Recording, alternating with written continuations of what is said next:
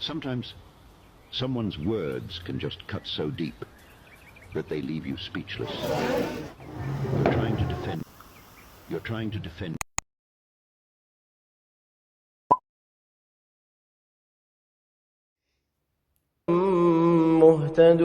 مهتدون وتلك حجتنا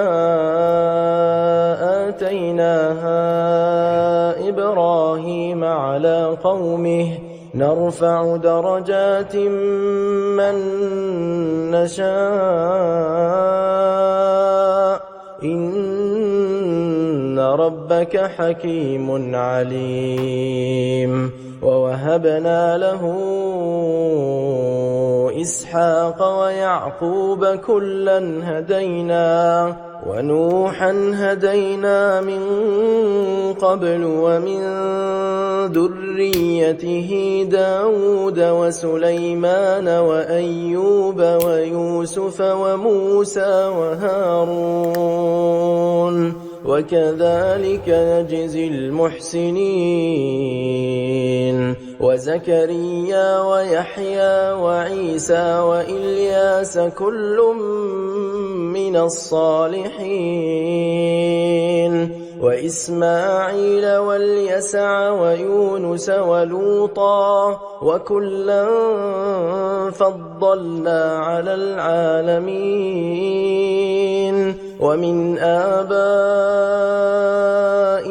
وذرياتهم وإخوانهم واجتبيناهم وهديناهم إلى صراط مستقيم ذلك هدى الله يهدي به من يشاء من عباده ولو أشركوا لحبط عنهم ما كانوا يعملون أولئك الذين آتيناهم الكتاب والحكم والنبوة فإن يكفر بها هؤلاء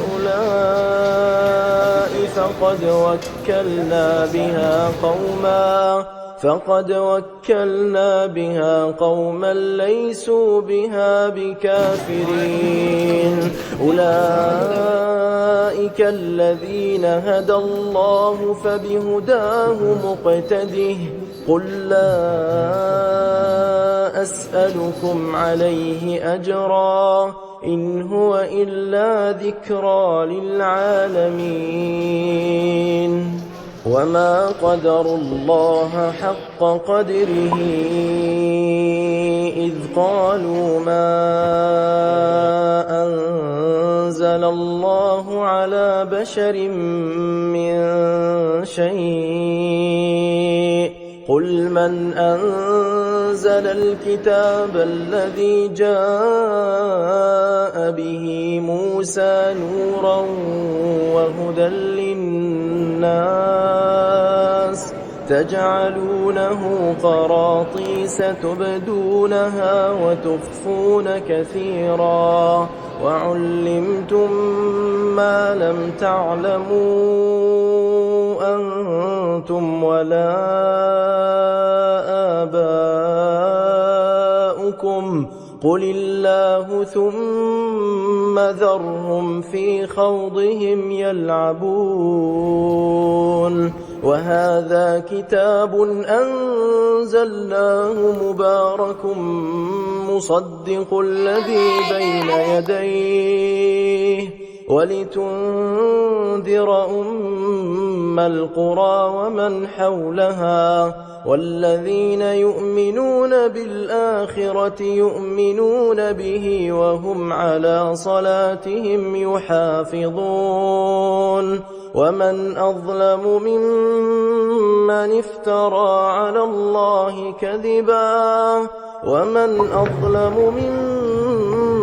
افترى على الله كذبا أو قال أوحي إلي ولم يوح إليه شيء ومن قال سأنزل مثل ما أنزل الله ولو ترى إذ الظالمون في غمرات الموت والملائكة باسطوا أيديهم أخرجوا أنفسكم اليوم تجزون عذاب الهون بما كنتم تقولون على الله غير الحق وكنتم عن آياته تستكبرون ولقد جئتمونا فرادا كما خلقناكم أول مرة وتركتم ما خولناكم وراء ظهوركم وما نرى معكم شفعاءكم الذين زعمتم أنهم فيكم شركاء لقد تقطع بينكم وضل عنكم ما كنتم تزعمون إن الله فالق الحب والنوى